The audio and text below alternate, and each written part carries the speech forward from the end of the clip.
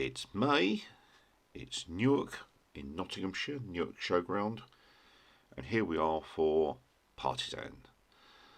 Few changes this year. They've extended the front and reintroduced the bring and buy, and you're going to see a few changes in the layout and the usual great compilation of clubs and clips. Hello, hello, hello. We're here at Partizan. It is May, it is 2025, and we're at the Partizan event in Newark, England. Bit of a change this year. They've actually extended the main cavernous main building out and put a marquee entrance up, which has then created the possibility of a food court in this area. Couple of vendors, few tables, etc. Obviously it's a bit cold here today, it's about 13-14 degrees, but at least it's not raining. And we're at Partizan 2025.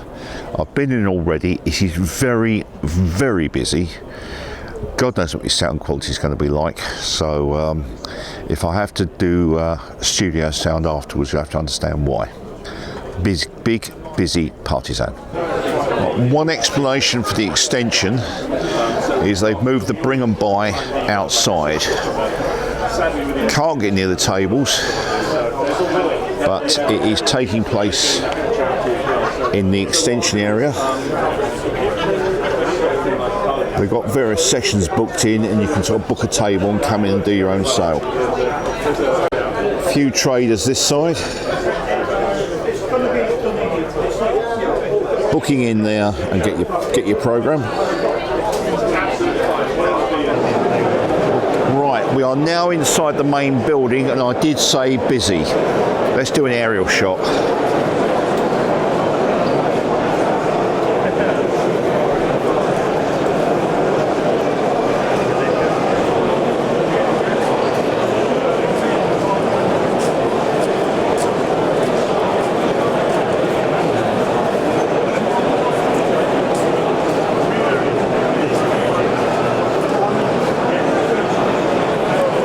Well, like I said, it's big and busy. A lot of tables packed in, a lot of traders packed in, a lot of people packed in. This is possibly the busiest Partizan I've been at for some time.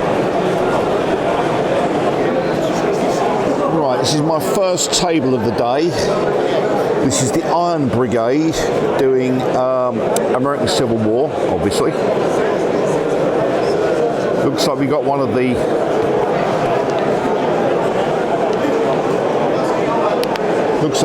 the Irish regiments there. Union advance through woodland there, heading towards dug-in Confederates on the main road over there. Right, it's a second view of the Iron Brigade doing American Civil War. Main Confederate position along this road here with the snake rail fence. Over here we've got random Union units advancing towards them, and just in front of me there's a unit of Union cavalry sneaking around the side. So this is the Iron Brigade doing ACW. Right, here we have the Burton and District Wargames Club.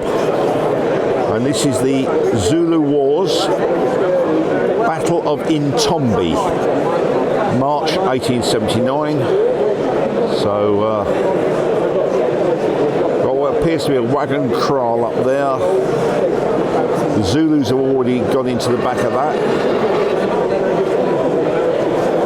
And we have British troops back here and over here. And I've got a funny feeling they've been driven out of their wagon kraal.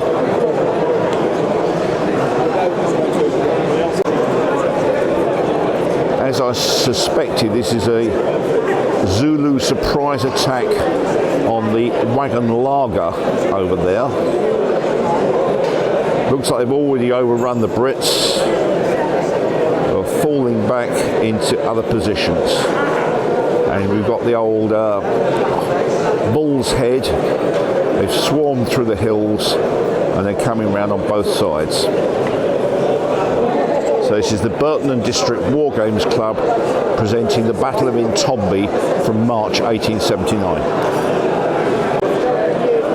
Right, we're here with Westbury Wargames. A little bit different. The year is 1086 and it is the El Cid period, the reconquista of Spain. So it's basically Christians and Moorish allies versus the Moors. So Christianity versus Islam. But I should point out the Christians did have Islamic troops on their side as well. I'm going to try and go in for a close-up.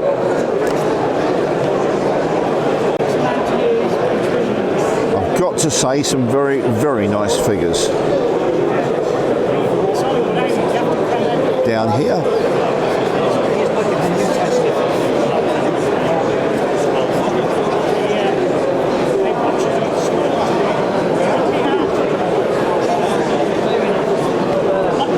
Very, very nice figures. Westbury Wargamers, El Cid and the Reconquista of Spain, 1086.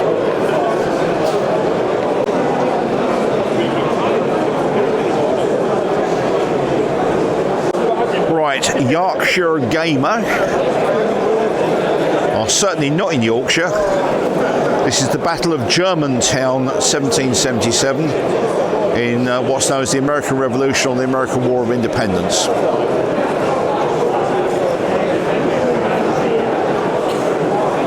Big long table.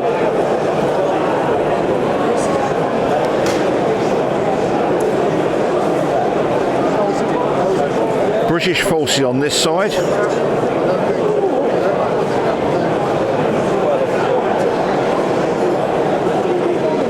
More stretching away into the distance over there.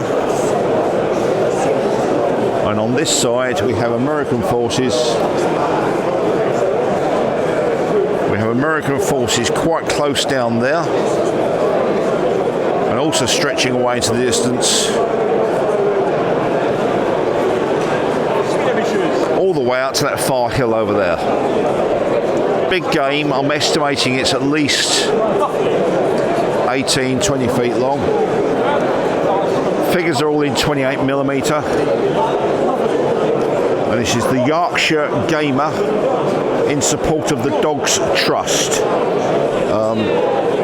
Subject a little bit close to my heart at the moment as I lost my own dog this week.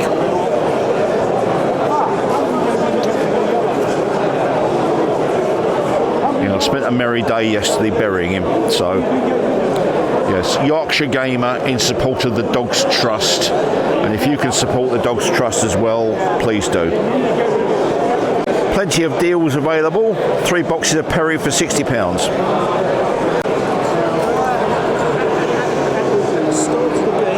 Right. Rubicon Models are presenting their own Vietnam tabletop rule set. The Vietnam War, and they're doing Oscar Mike Vietnam.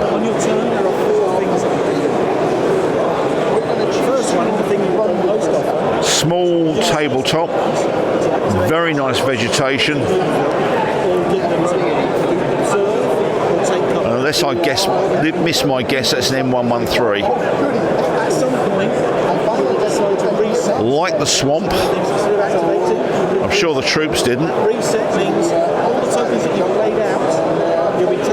Yes, very nice model.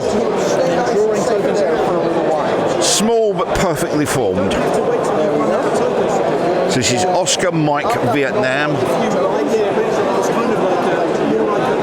Oscar Mike Vietnam from Rubicon Models.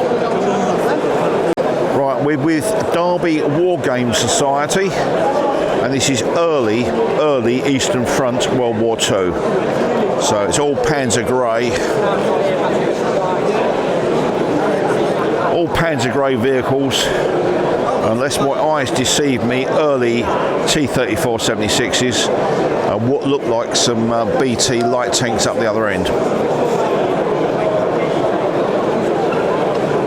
Figures appear to be 28mm. Can't see which rule set they're using. Again, this is Derby Wargame Society, early East Front 1941. And according to the information I've just seen, it's Operation Typhoon.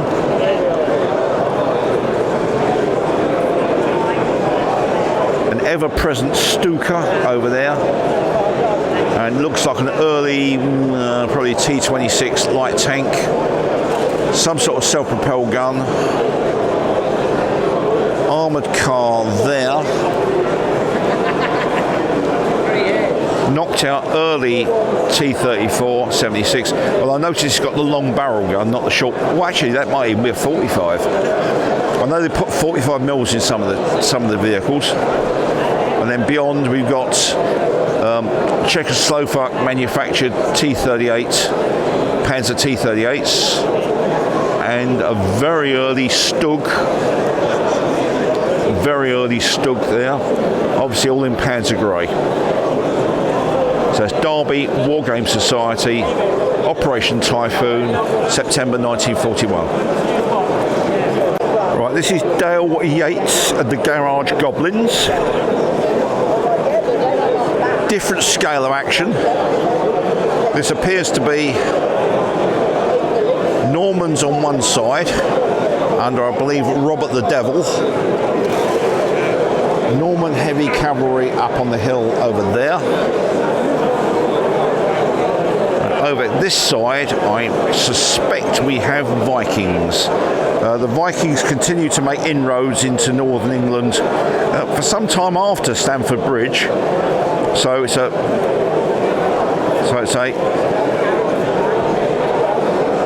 skirmish level action set sometime just post-conquest. That's Dale Yates and the Garage Goblins. Yeah, as I thought, it is Vikings versus Normans. I'm now behind the Norman cavalry on the hill.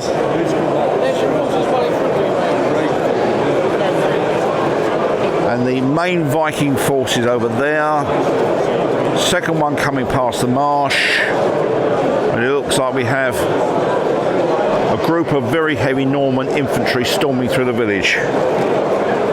And the rules are apparently pig wars for Dark Age's skirmish.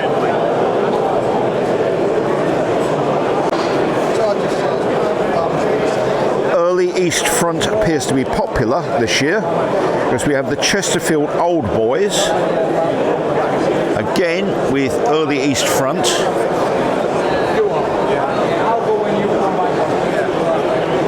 And we can see just how early. They've got one of those huge multi-turreted Russian tanks, Soviet tanks over there. Soviet light armour coming through behind. I've got to say some very nice buildings. There's a church over the back, which is gorgeous. The old onion dome on it.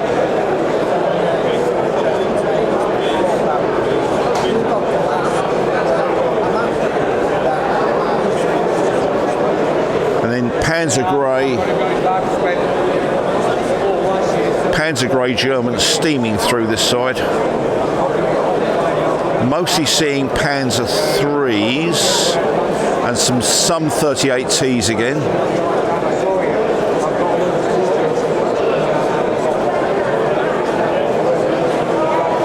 I'm a little bit confused as to period. I'll tell you why in a minute.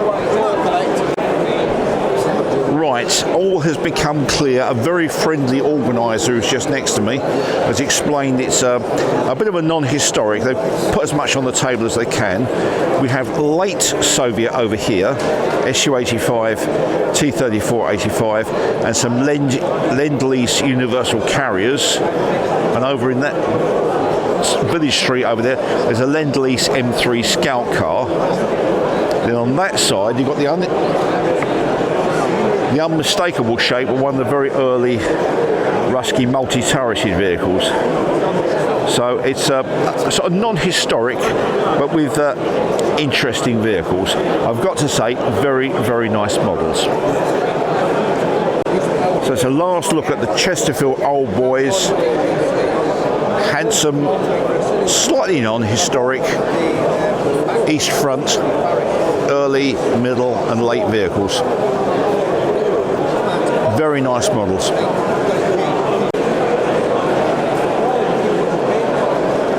And speaking of very nice models, we now have the League of Augsburg doing a 1676 Caribbean action in 28mm. Yeah.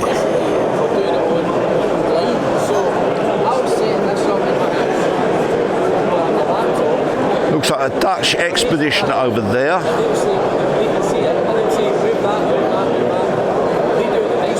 Various Dutch ships are unloading onto the beach.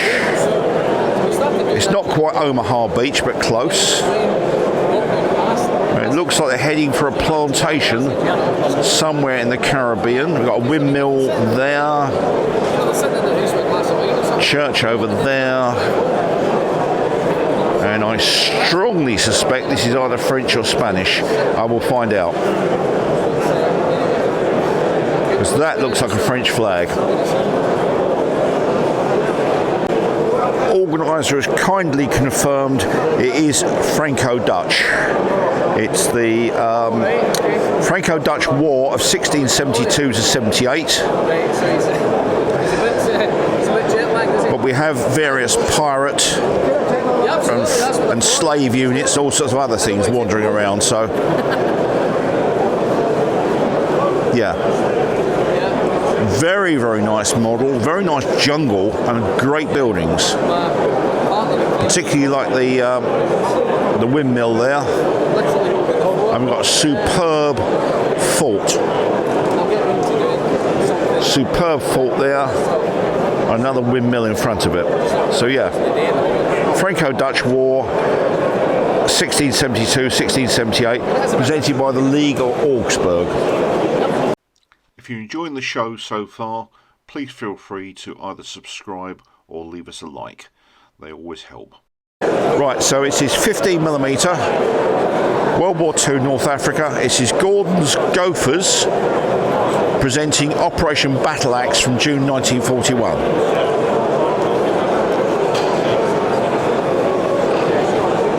Down in the foreground here we've got the unmistakable sign of 88mm on the hilltop.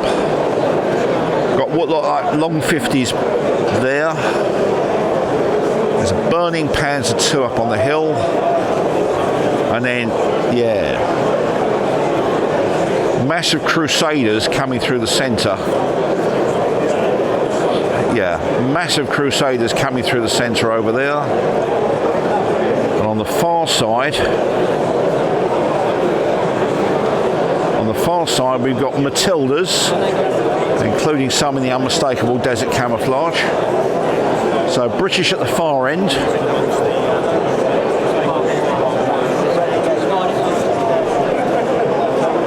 Yeah, with what appear to be the Panzer IIs have got behind the Crusaders. I should point out, I recently watched a very long documentary on YouTube. Some of the battles in this period were incredibly confused. I think Battleaxe is a good example. At one stage, no one knew where anyone was. So this is Operation Battleaxe, June 1941, Gordon's Gophers. Still with Gordon's Gophers, Operation Battleaxe. That is Fort Capuzzo, which would have been one of the original Italian forts. And those are the Matildas I mentioned before.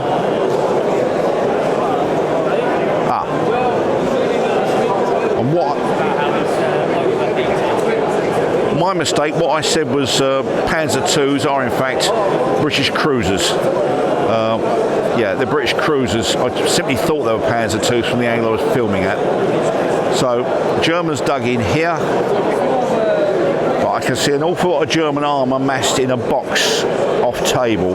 So I've got a funny feeling that German armour is yet to arrive.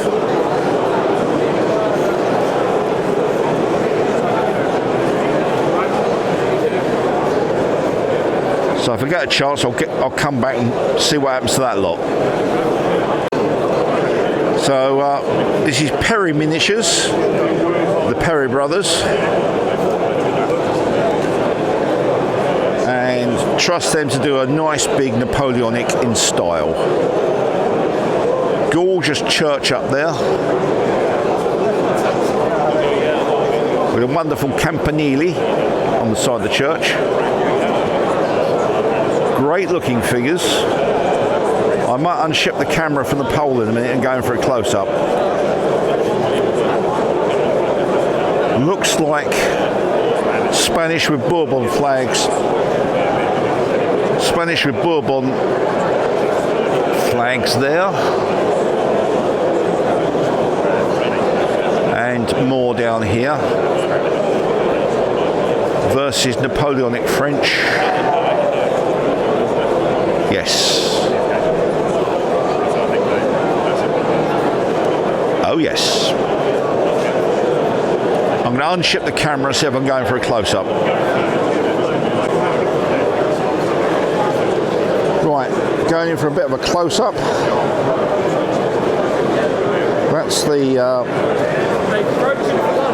That's the Spanish with the Bourbon flags there. Over here, advancing past what is clearly a wagon train with towed artillery.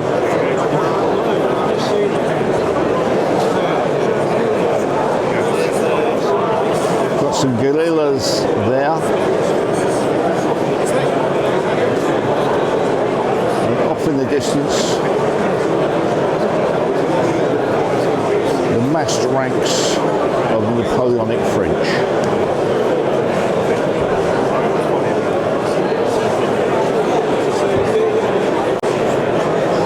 How massed? That massed. Lots and lots and lots and lots of column. So this is Perry Miniatures, clearly in the Peninsular War. French versus Spanish.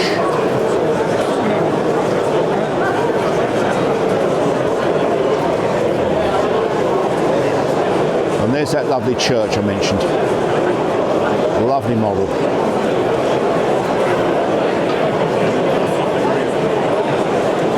Yeah.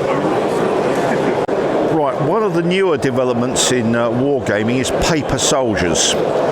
Now from this angle,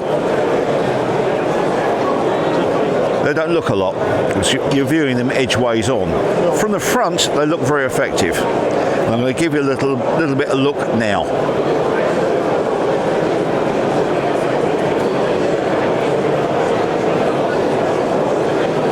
Even produce folded paper or cardboard earthworks, which you can see there.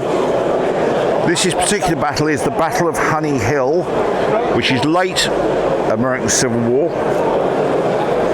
And today's game is being brought to us by the barely legal Wargamers.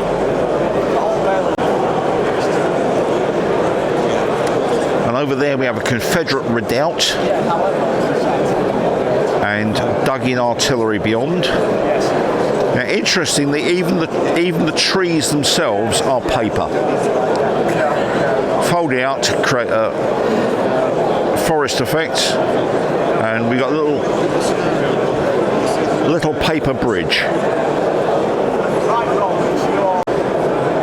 Right, while I'm not entirely sold on the concept, I do have to say that the figures here, which you're welcome to freeze frame and look at for yourself, do stack up. The figures on the table cost about £56. If they'd have been done in metal, it'd have been about 1,100. So if you're a cash-strapped wargamer, this is one way to go at it. The figures are 18mm high, and they're produced by Peter's Paper Boys. That's Peter's Paper Boys, and the game is being run by the barely legal Wargamers. Right, Lincoln Miniature Warfare Society are doing what is clearly a Pacific invasion. somewhat mixed scales. The tanks are quite small, the figures are quite large, so it's a more representational war game rather than accurate to scale war game. Get something in a bit closer. Yeah. More of a sort of Axis and Allies approach, possibly. So this is Lincoln Group again. Viewed from the other side, you've got the Americans coming off the sea. Yeah, tanks appear to be about 1/300th. The figures appear to be about 28 mil. Interesting. Back to strictly for scale, we have the Battle of Wagram, 1809, produced by Steve's Painting Shed. Here, and he's doing it in 1/300th on a very big table. How big? Let's have a look. Right, if we can take in the scope, it's a big table. In front of us here we've got the 6mm 1/300th scale Napoleonic French marching forward. And over in the distance,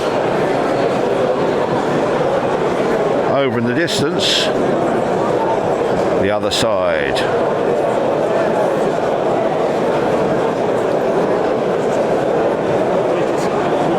And by the other side, I of course meant the Austrians. I hadn't forgotten, honestly, Gov. And if you believe that, I'll tell you another one. So yes, it's Napoleonic French versus Austrians, Battle of Wagram, 1809. And there's an awful lot of troops on the table. Yeah. Awful lot of troops on the table.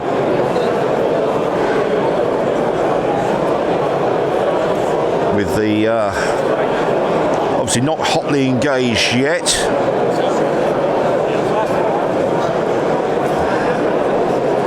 Massed Austrian cavalry down there.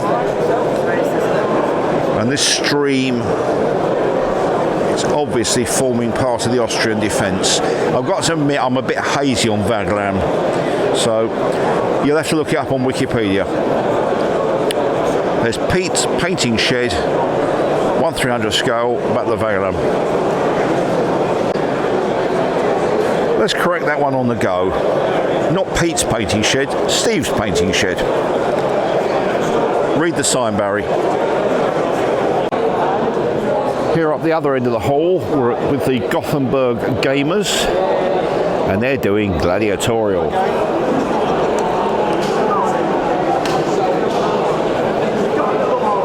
Very nice.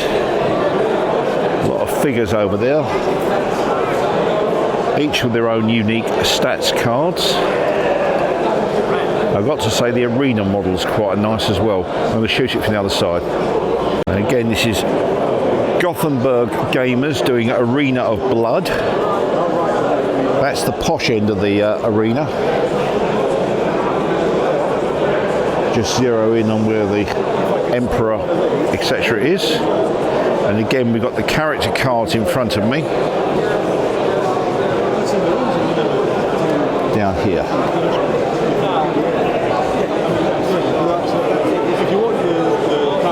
This is Arena of Blood. Gladiatorial Roman Empire.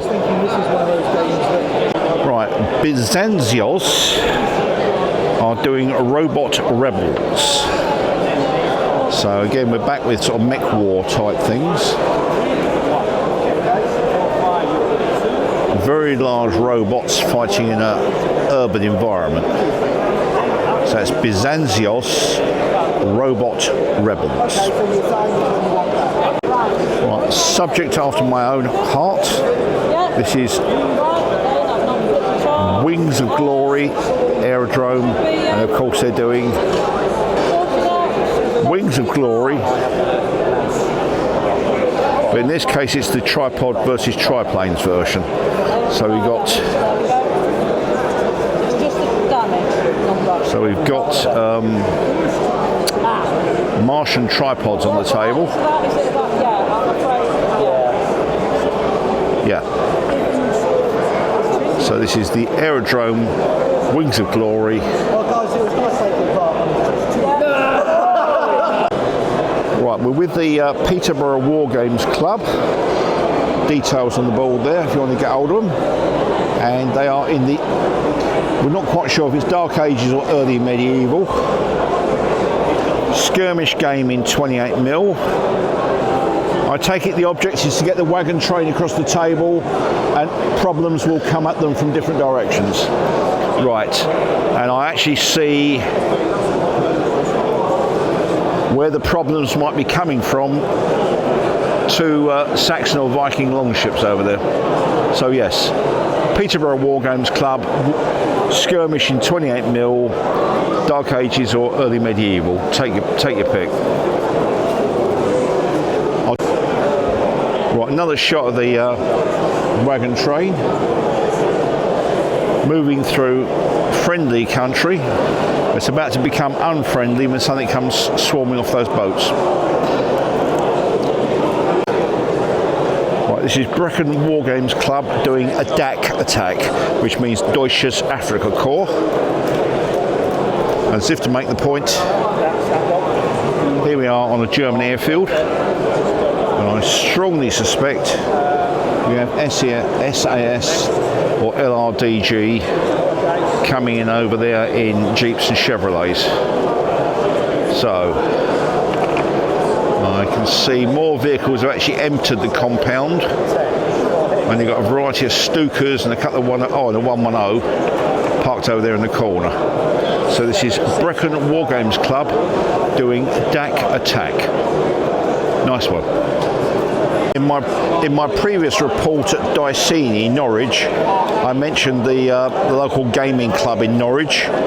Same here, it's the Let's Escape Gaming Cafe of Newark. And today they're laying on a 15mm Fantasy with, I've got to say, some rather nice models.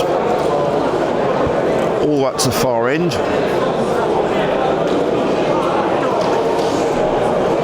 Gorgeous 15mm town wall. Watermill, road, troops, etc, etc, etc. And then occasionally you see little fantasy elements creeping in. We'll see if I can get a 0 on some of it. Okay, we've got a dragon, or a dragon with a chicken's head, I'm not quite sure which.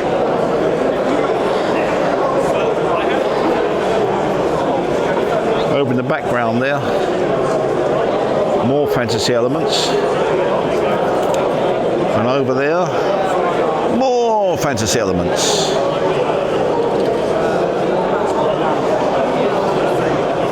Meanwhile, there's a serious melee taking place in the centre, I think. Yeah, nice one. They're playing off of Dragon Rampant. Repeat, Dragon Rampant. So this is the Newark Gaming Cafe. Let's escape.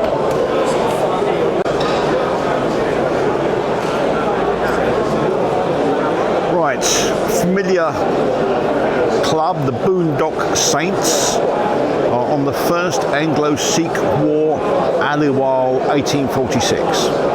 What have they got? Well, what they got is an awful lot of figures. Boats, some serious action taking place on that river over there. Moving our way down, campsite there, being overrun by British troops. Looks like Sikh troops over there, English troops attacking. English, or shall I say, East India Company troops attacking, because it's still in the East India Company period.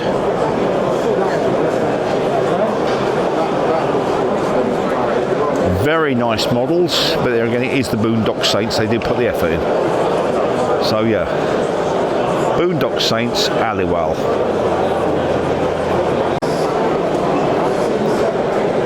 Right, another shot of the Boondock Saints doing the Anglo-Sikh War, alleyway.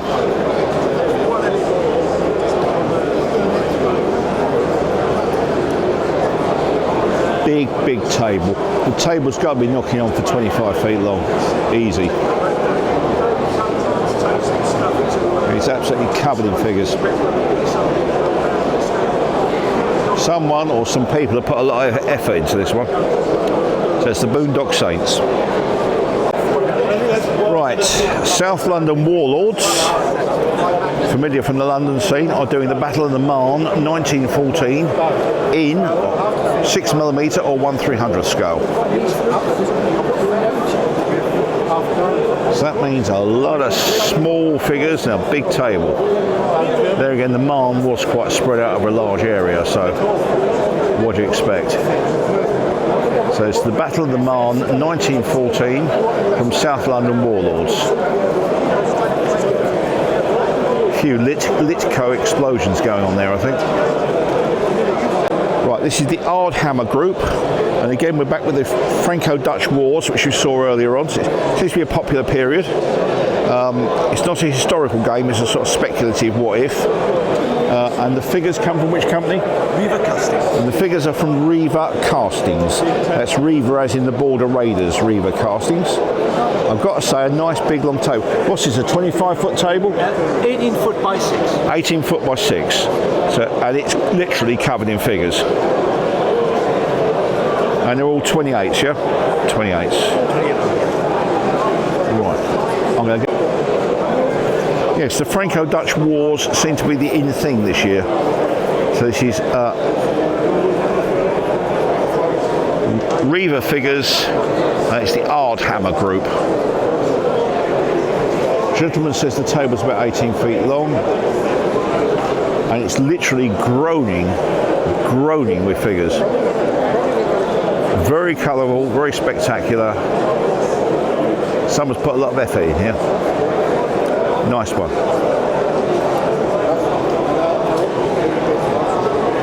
A little close in there.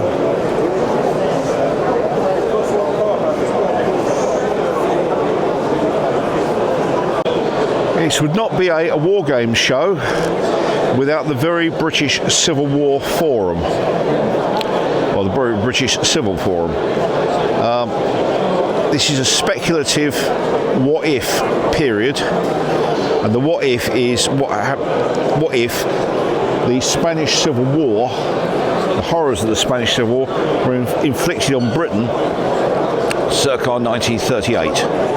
So we're tying this in with the abdication crisis, rise of fascism, etc. Someone's armour's been caught on the road, and we've got burning vehicles over there.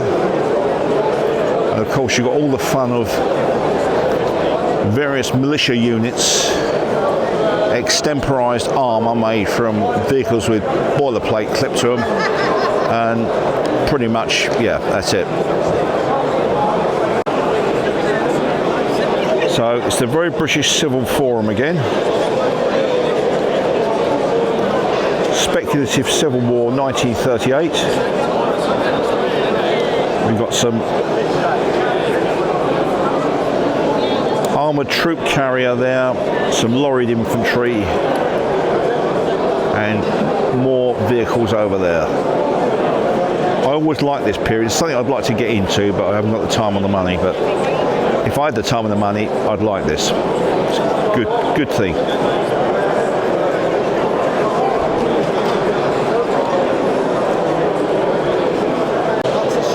This is Mr. Bill Gaskin with a lot of figures. Appears to be late 17th, very early 18th century. I can't see which battle they're doing, but they are using honours of war rules. I'm seeing unmistakable signs of French, sort of Louis XIV, and English, possibly Prussian over there. So yeah, that's Bill Gaskin, Honours of War Rules. Right, one of the biggest tables here is the League of Extraordinary Kriegspielers. try saying that after you've had a drink. It's a speculative, and this is a Japanese attack on Wake Island sometime in the 1920s. So you've got very early aircraft types, very early warship types. I'm seeing a coastal motorboat, I'm seeing all sorts of strange things. Nice models. Let's go in a bit closer. Japanese are bombing Wake Island at the moment. I can see some of the buildings on fire. And it also looks like the Japanese have landed. At least part of Wake Island has actually been captured. I'm seeing Japanese flags going up. So this is the League of Extraordinary Kriegspielers doing a speculative on Wake Island in 28mm.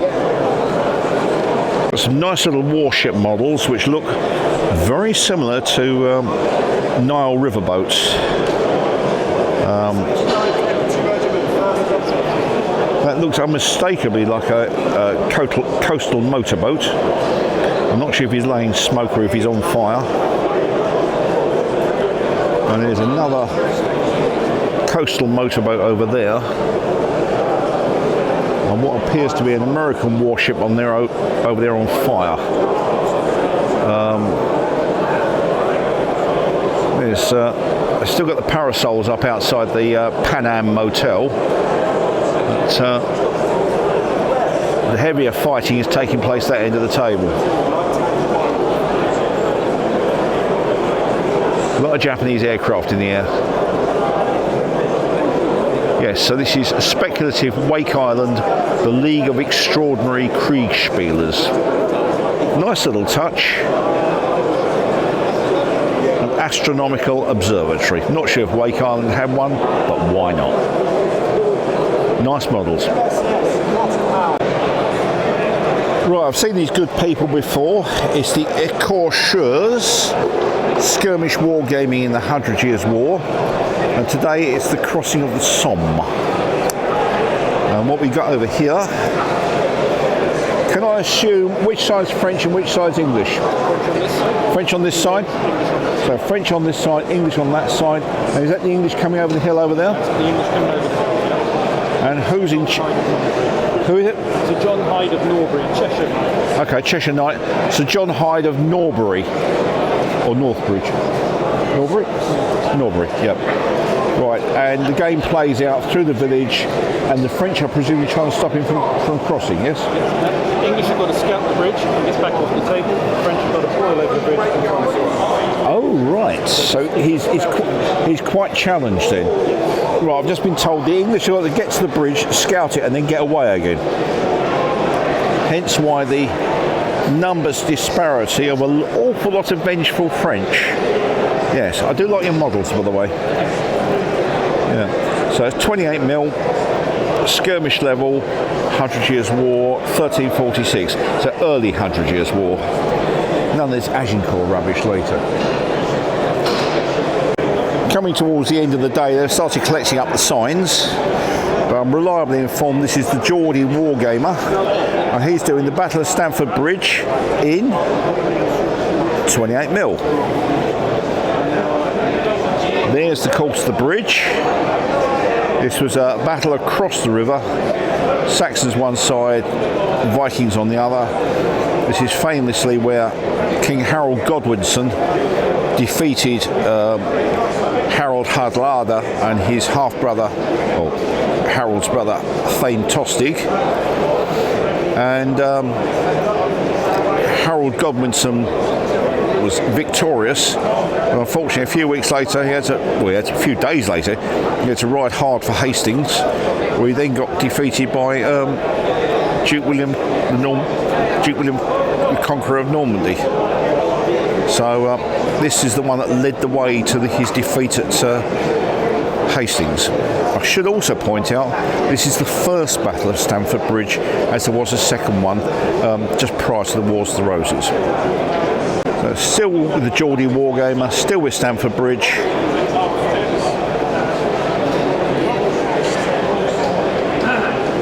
Nice solid group of Saxons there, heading for the bridge. And there's the force on the bridge. And somewhere over there should be a solitary Viking defying them. And he continued to defy them until he was stabbed up through the bridge by a spearman. So it's the Battle of Stanford Bridge, 1066.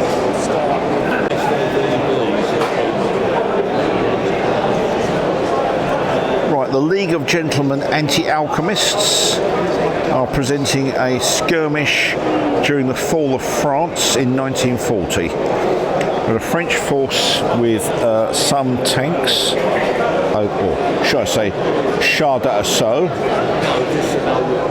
French force here, Char B, Renault, etc, etc. The French are in position on this village here, and the Germans are starting to come down the road, or were. I think they've done more than one battle here. And there's a 75mm howitzer dug in next to the garage automobile. The rest of the German forces are a bit tank heavy. We've got Panzer II, Panzer III, Panzer IV. Got 47mm on a Panzer I, another Panzer III, another Panzer II. So yes, fair selection, and there plus motorcycle troops and infantry. I have a nasty feeling the French are going to have their work cut out for them. Right, this is the Cowards of Roxom. Yes, got that one right.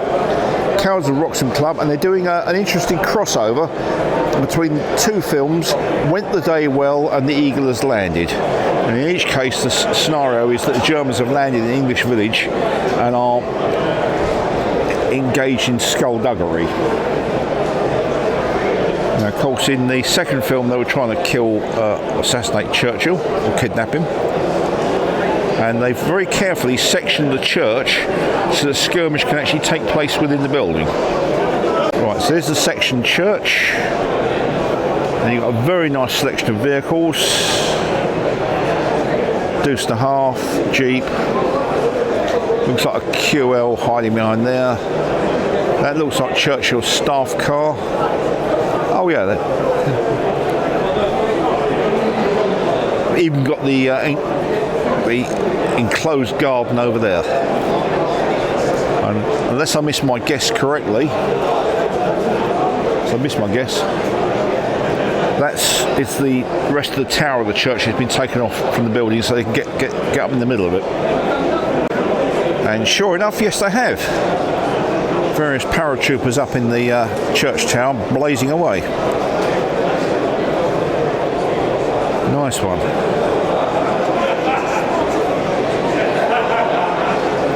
Even the gravedigger's been busy. Very, very nice skirmish level model in 28mm. And yes, that was a Bedford QL over there. Nice one. This is the Cowards of Roxom, Norfolk. Right, I'm probably going to end on this one, so I'm getting a bit tired. And also, I had a very stressful day yesterday, but that's another story. So, this is Two Fat Lardies. It's a World War II skirmish. Nice German light armour. The roofs of the buildings lift off for skirmishing purposes. Over here we've got railway sidings. You've got an SDKZ 251 going through there. Camouflage lorry. Can't get a date on it, but I'm guessing it's certainly World War II. So this is the Two Fat Lardies. Very nice railway cutting. I think wargamers often forget how high railway embankments are, and therefore how deep the cutting has to be to go under them. Two Fat Lardies, World War II skirmish. I'm not going to have my usual play out on this one. I mentioned just now I'd had a stressful day. Greatest stress you can ever have in your life is losing a loved one or a loved pet. And I have to say I'd lost Teddy, the hairy noise boy, 2 days before. He's my constant travelling companion for 14 years, and this is me just saying goodbye to Ted. He was a great lad, and he will be much missed. And there's Ted living at large on the beach, which he already loved it. So goodbye, Ted. And here's a look back to some previous Partizan events.